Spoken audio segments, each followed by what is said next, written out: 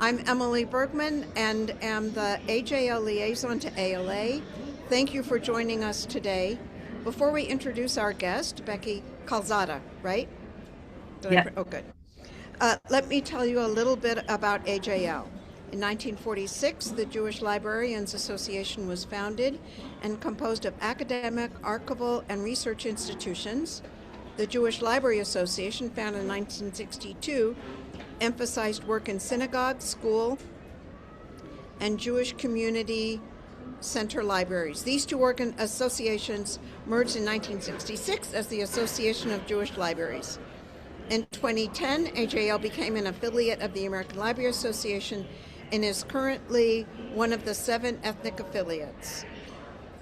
Today, AJL is the leading authority on Judaic librarianship and a vibrant volunteer-run nonprofit professional organization that fosters access to information and research in all forms of media relating to all things Jewish. The association promotes Jewish literacy and scholarship and provides a community for peer support and professional development. For more information on becoming a member, please visit our website at jewishlibraries.org. I am also a member of the Jewish Information Committee of the Ethnic and Multicultural Information Exchange Roundtable. If you are a member of ALA, and I hope you'll join EMIRT and work with me to provide more connections between AJL and ALA. Back in the days of the ALA Midwinter Conference, I would meet the president-elect candidates and invite them to our schmooze and nosh.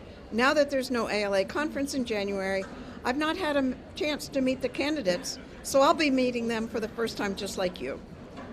Now I am pleased to introduce Becky Calzada, District Library Coordinator of the Leander Independent School District in Leander, Texas. And I just found out it's probably 4 hours drive from where I live in Houston. Becky served as president of the American Association of School Librarians from 2024 to 25, and on the AASL Board of Directors from 2018 to 2022. She's a member of the Association for Library Service to Children, Intellectual Freedom Roundtable, and the Library Instruction Roundtable, which is actually my first involvement in ALA. Calzada has participated in numerous ALA committees and groups, including ALA Center for the Future of Libraries Advisory Group, ALA Policy Corps, and an ALA Presidential Advisory Committee. Calzada is a member of the Texas Library Association, led the Texas Association of School Librarians Division Chair in 2016-2017, and is a current member of the Texas Library Association Legislative Committee. Becky is a recipient of several intellectual freedom awards, including the Eleanor Roosevelt Literary Freedom Award in 2025 and the AASL Intellectual Freedom Award. She was recognized in People's Magazine 2023 Women Changing the World issue, and is featured in the upcoming documentary, The Librarians. And I remember seeing you in the documentary. Becky holds a BS in elementary education from Texas A&M, Kingsville, and an MLIS from the University of Texas, Austin, where I got my MLS. Becky, how did you decide to become a librarian? So first, thank you for having me here. I appreciate the invitation. I actually came to librarianship via an invitation from a school librarian that I worked with when I was a first grade teacher in Bishop, Texas. Very small little school district, but I've always had a passion for literacy, reading. And of course, as a first grade teacher, I mean, like you teach kids to read, right? So, but I loved taking my students to the library. And I guess she noticed how engaged I was with books, how many books I carried back to the classroom to use with my first graders. And she said, "Have you ever thought about becoming a librarian?" And it was actually something I never considered. Um, but she told me a little bit about it and then took me to Sam Houston State University for a literacy fair that they were doing with their library program, where I met Tommy DePaula, Patricia Polacco. I know, and I was hooked. But at the time, I also had these young children, very young children, and said, "This is something I really want to look at, but I'm going to hold for a little bit till they get a little older." But the Lord had different plans for me because I got divorced, and it was at that time that I decided, maybe I need to look at going back to school to get my master's because I was originally going to wait till they were much older. And so I ended up moving from the Corpus area to Austin to attend the University of Texas. And actually, that realization came also that there really wasn't a school library close by living in South Texas anyway, because that back then there was no virtual school. So went to school there, had some really great instructors, Dr. Imroth, Dr. Mixa, Dr. Doty. I mean, just so many incredible instructors. And so graduated, became a school librarian in my school district, and I have not looked back. So now I'm a district library coordinator overseeing 45 school librarians, but it was the best decision I ever made, and I've never looked back.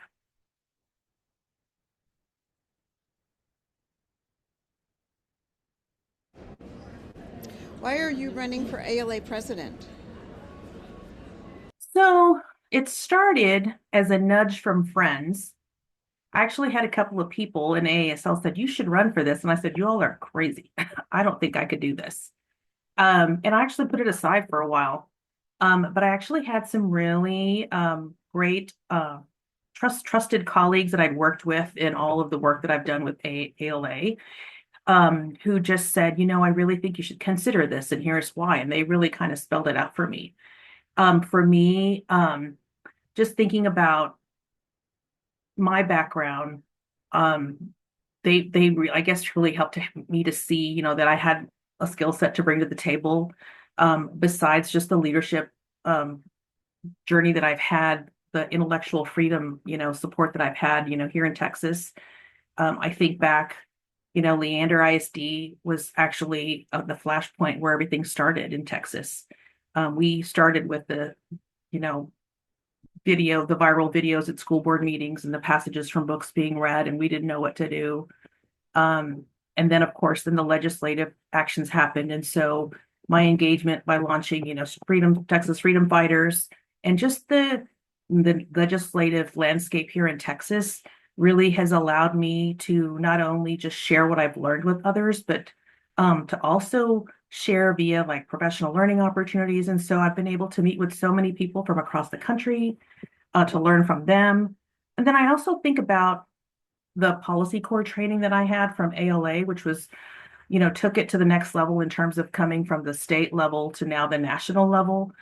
Within that opportunity also came learning how to talk to media, which I've had a lot of practice with, talk to reporters all the time, whether it's school related or just national news and that sort of thing too. So many people don't know, that there's actually a job description for the president. And there's really a lot of limitations to the role that they do, but really one of the big ones that I think that I can do is to help to guide and to inspire people. I think that, everybody, you can't just say, I'm a leader and people are going to follow you. I mean, to me, it's important to be able to inspire people, to help them see that the goals that they have are goals that we all share in.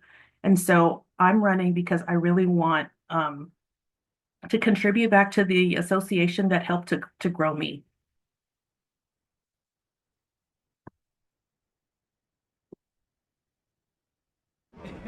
What is your vision for ALA? So my vision centers around the values and the core values that ALA has. I think about, the inclusive policies that we have, defending the right to read. I think about, the funding of libraries, especially the challenges that we're going through right now. I also have a vision around advocacy and how we can support one another, and also leverage the different understandings that we have and support one another. I know that as school librarians, we have so many are fearful to speak out, but we also know that public librarians have spoken in favor of support for school librarians and vice versa. So how can we replicate that now that we're starting to see challenges in the academic area in terms of freedom of information and that sort of thing too? I also bring expertise in the area of systems thinking. This is something that I do in my school district. And so I have a lot of training in this and, kind of studying, especially now, ALA is such a big association. And I think there's opportunities for us to be able to pause and stop and reflect and think, what is happening here? why is this happening? How do we really zoom out and think about the potential impacts of decisions that are made and the ripples that happen that maybe people hadn't considered. So I also think about that experience that I bring. So I want to offer that. And then finally, I just think also about engagement. Engagement is so important, and we know that we're losing members. And so we need to study why, and that's another kind of system sort of thing. But I think if a member feels engaged and that they feel like they can belong, they're going to stay and they're going to want to share with others. So I want to be that representative leader that helps to bring people together, but that also can be a voice for them. I am a big listener. Um, I don't mind talking, but I really want to listen and I want to ask questions because I want to understand. And so um, I also know too, and this is actually from a book that I recently read. I read a book called Mattering. I don't know if you're familiar with it, but it's fairly new. But one of the things, the big takeaways is that I think everybody wants to feel like they belong, that everybody has a contribution. And I honestly believe that sometimes people don't feel seen in the work that they're doing. And so I want to be able to help people to see that every little micro interaction that they have in their spaces and whatever work that they do makes a difference for the greater good.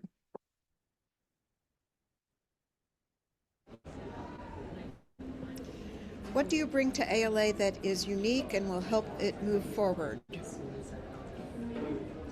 So I shared a few things, but I think my biggest thing is just that whole systems thinking piece. Um, I use tools all the time with my team, and I wonder sometimes, I see not just necessarily within my institution, but I wonder sometimes even within the greater association too, are people making decisions in siloed situations and not really taking in input from other places. I believe that, we have to look at data, we need to look at trends, but we also have to bring people to the table because there might be some unintended consequences. And so I feel like that training that I got and also bringing training that I received at the American Society for Associated Leadership that I received as ASL president is also important because in that intensive, we're studying a lot about strategies and strategic plans and relationships between staff and the board and that sort of thing too. So I bring that as a strength also. Again, I ask a lot of questions, but I ask because I really want to understand. But I also think that it's important for us to be curious and to pause rather than be defensive and just assume that we know everything.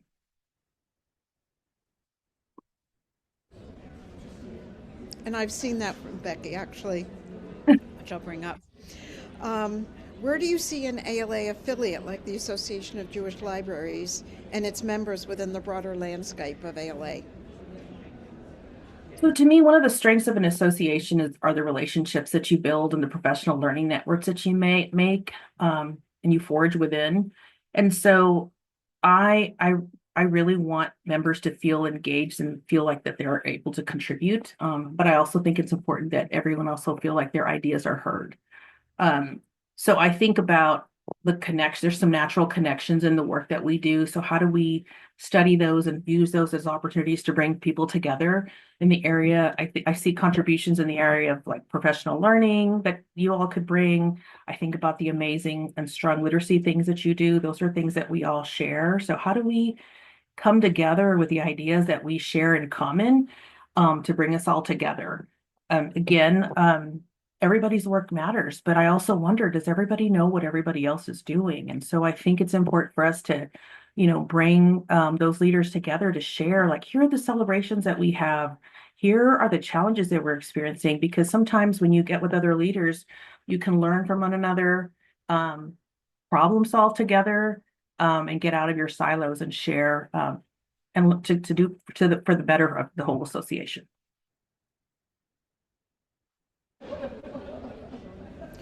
So I don't know if you're involved in Reforma, but there are these ethnic affiliates, and AJL has been pushed away from them. Um, but AJL wants to work more closely with the other ethnic affiliates, but there aren't clear paths to do that. Do you have any suggestions? So I definitely want to hear more about what happened and what caused everything. And um because I don't have I mean, I'm not a member of Reforma. I've attended some things. I attend so many different things because I get curious about things and I just want to, oh, I want to go see what that's about. But I would be curious to know because again, I would, want to know like, well, what caused this whole issue? Why is this happening?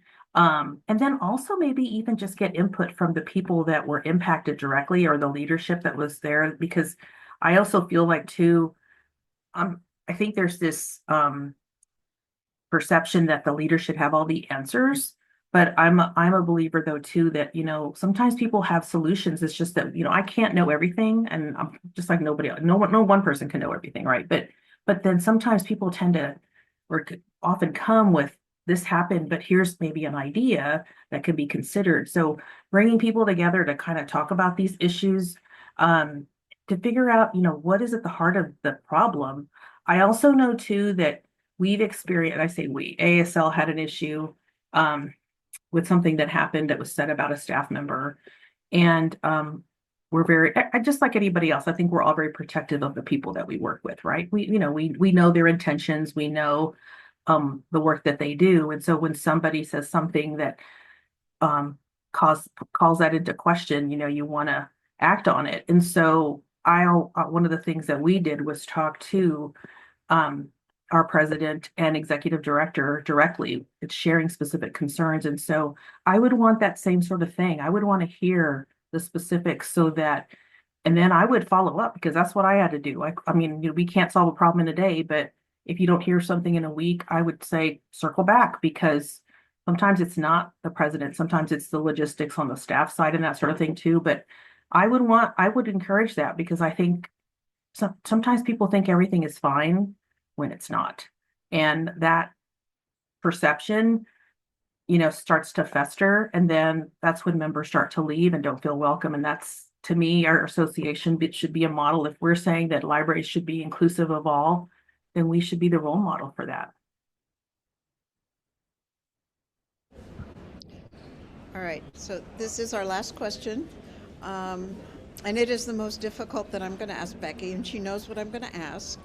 But I want to say to my AJL colleagues that when I sent this to Becky, her response to me was, I want to hear from you. So when she said that she listens, she said, I want to do a listen session.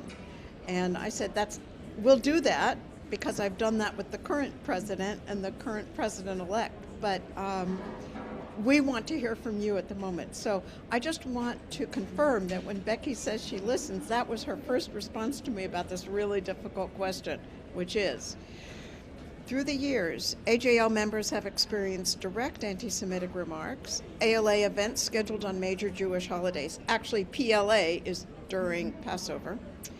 Repeated petitions to boycott Israel and Israeli libraries and cultural organizations, personal anti-Semitic verbal attacks, and the active promotion of a Palestinian author who has publicly called for killing all Jews. Many Jews do not feel safe in ALA, and it's not a welcoming place for them. What are some things you will do as an ALA leader to help change that, especially given that ALA needs to keep and even grow its membership? So thanks for the question and thanks for reiterating how I said I'd want to hear more because I think for me it's more I don't want to assume I know the details of things. I would want to really understand. First, I just want to apologize to members. I mean, I know I didn't do anything, but just the fact that there's people that are afraid or have fear, to me, that's unacceptable. It's not acceptable at all. I feel, like as I shared earlier, that as an association, we speak about being inclusive and being welcoming. But even if even one member doesn't feel that way, there's a problem. And so we need to study it, we need to understand it, we need to fix it. I also think that hearing, details about specific incidences and times also demonstrates a track record. And so how do we use that information to help inform even the conversations that were had but never were followed through on? Um, People, if you talk to people that have worked with me, they'll say she always follows up because I do. I really do. Maybe my ED really didn't appreciate that because I said, what about this? And she'd say, oh, I forgot about that. I was always on it because I keep a record because I feel it's important. if it's important for one person to be able to speak out about it, then we need to really kind of look at it and study to see whether it's something greater or if it's just a single issue sort of thing. But I mean, just listening is important too. I would also say too that um, again, connecting with the ED. We have a new ED, and I feel like, I mean, so far he's been so responsive about things and he wants to learn too. So that gives me hope. I'm not going to pretend that could solve the problem because I don't know if anything's been addressed yet. But I think spending time and looking at a way to address issues that you're currently you're that AGL is currently experiencing is really important. Um, Again, I feel like we need to study the systems. We need to study the track records and that sort of thing too, because if there is a problem, then it's going to show. One, I feel like your people wouldn't be making stuff up like this if it wasn't true. So, to me, every member is seeking connection, and if the connection isn't there because of damaging statements, threats to life, I mean, again, it's not acceptable. So we need to stop and listen and take care of it.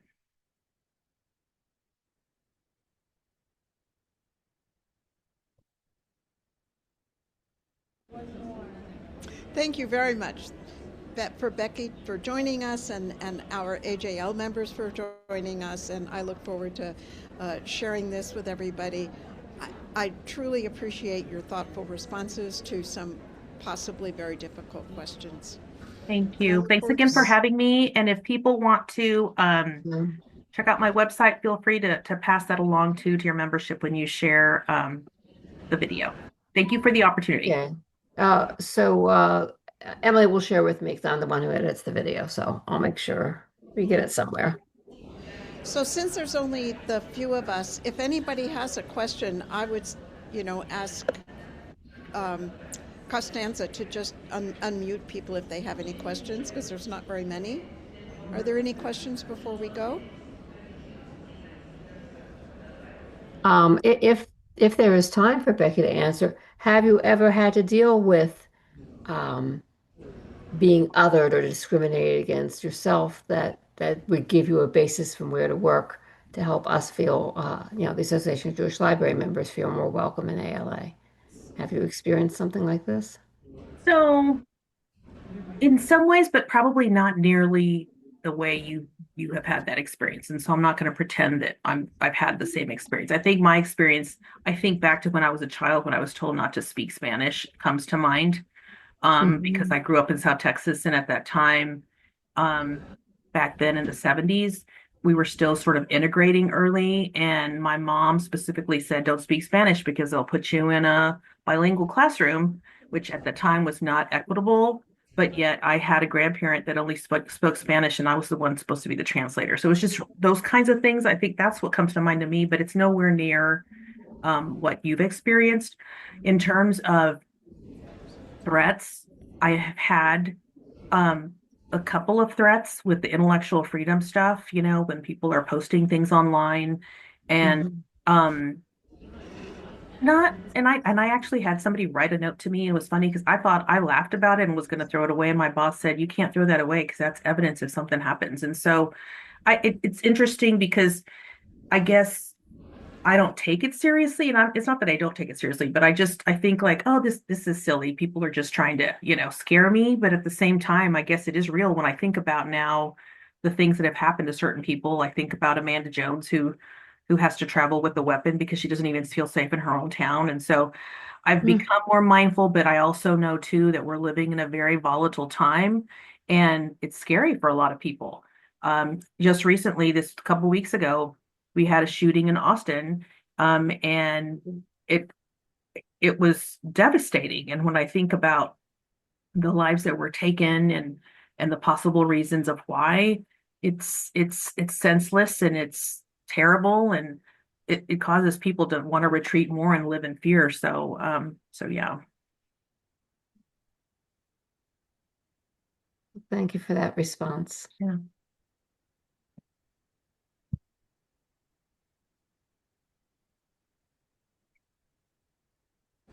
Emily. This every time I don't, because at home I never mute myself. I want to thank everybody for coming and attending and for your thoughtful responses. And I look forward to sharing this with the rest of the AJL and ALA membership, because I will post this in ALA. Thanks, everyone. Appreciate it. Have a great rest of the weekend. Thank you so much. You're welcome. Bye.